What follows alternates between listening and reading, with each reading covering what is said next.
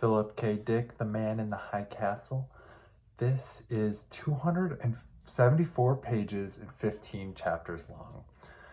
If I could sum it up real quick, it would be what would happen if Germany, Japan, Italy won World War II, and what would America look like?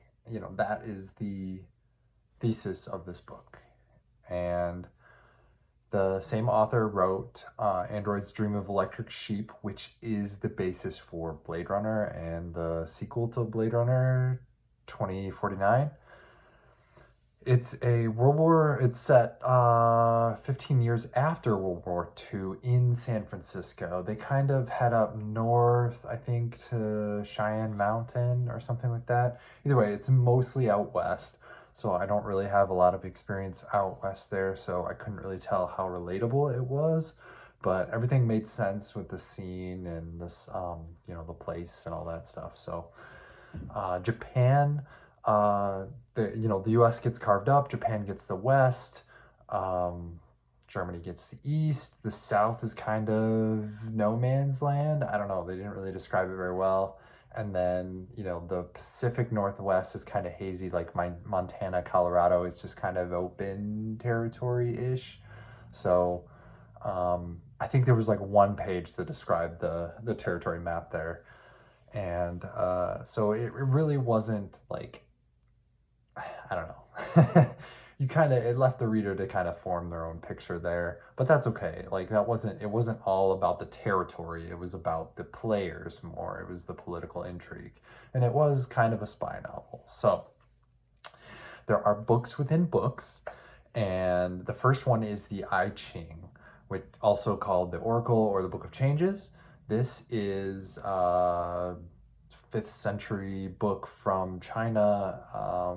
It's almost kind of like a reference manual, and there's there's 2 or 3 different ways to interact with it. You can throw coins or like move these bamboo stalks or something, and either situation leads you to a passage in the book, and then that's supposed to predict your situation that you're in. So you ask it a question or questions, and it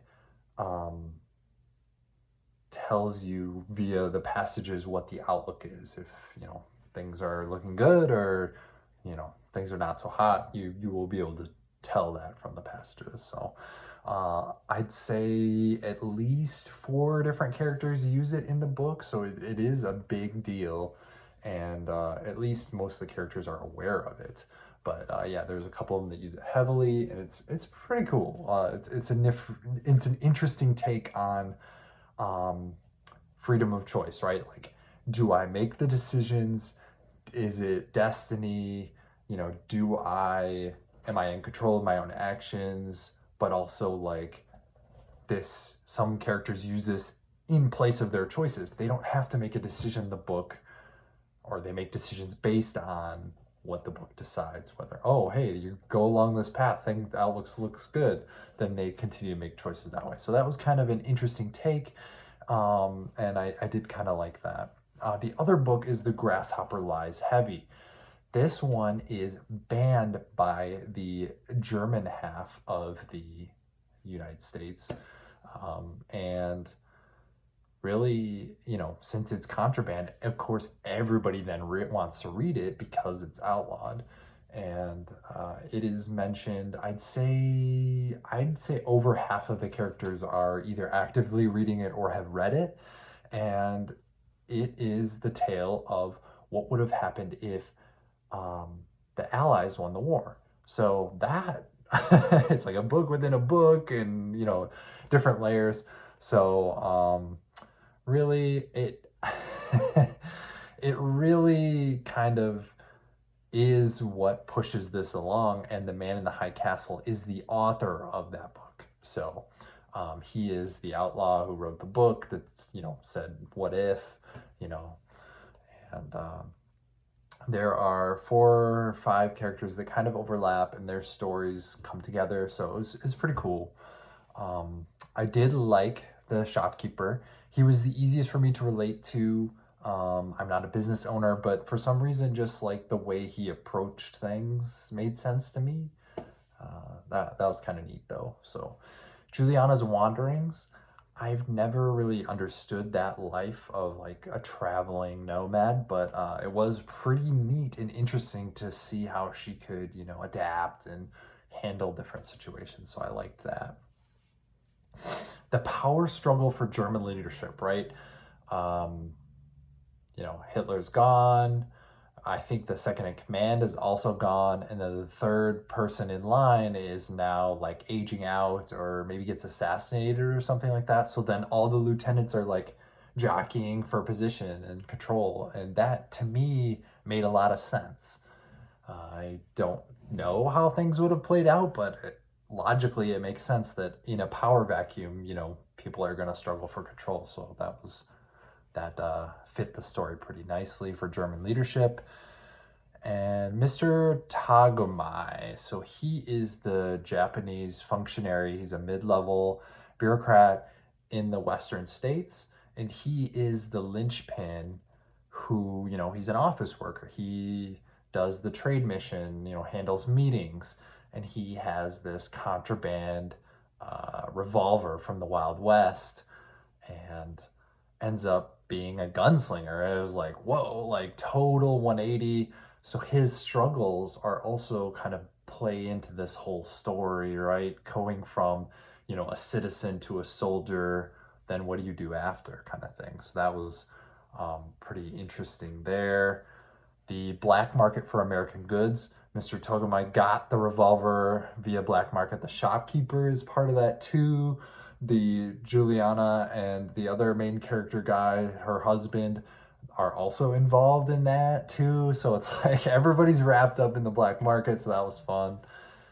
But it's specifically for Americana, right? Like the Japanese took over the West Coast. So then now like these American artifacts are in demand. So that was kind of fun.